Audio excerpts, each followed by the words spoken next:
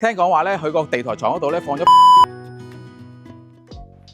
今日咧就嚟到日出康城嘅海柏峰啊！今次要參觀嘅單位咧就係一個全新嘅2房單位喎。屋主咧揾我哋嘅時候咧就話希望用盡晒樓底嘅高度去做一個超高嘅地台床啊！聽講話咧佢個地台床嗰度咧放咗8個大篋喎，即刻上去睇下。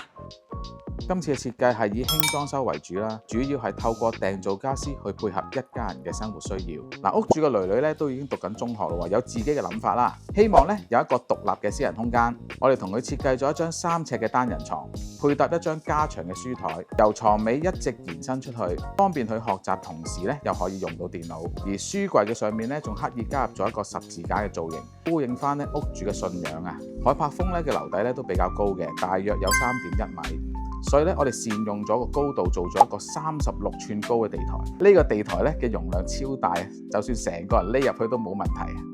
屋主咧可以將一啲大量嘅雜物咧輕鬆咁樣收納，令到房間啊保持乾淨企理。色彩方面啦，整體以簡約木色配搭奶油白，營造出溫暖清爽、帶有自然感嘅氛圍，令兩個空間咧都舒服得嚟又實用啊！嗱，今集嘅開箱片咧就嚟到呢度啦。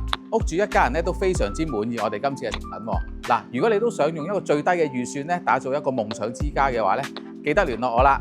嗱，同埋記得要 follow 我哋嘅 channel 啦，一有新片咧第一時間通知你。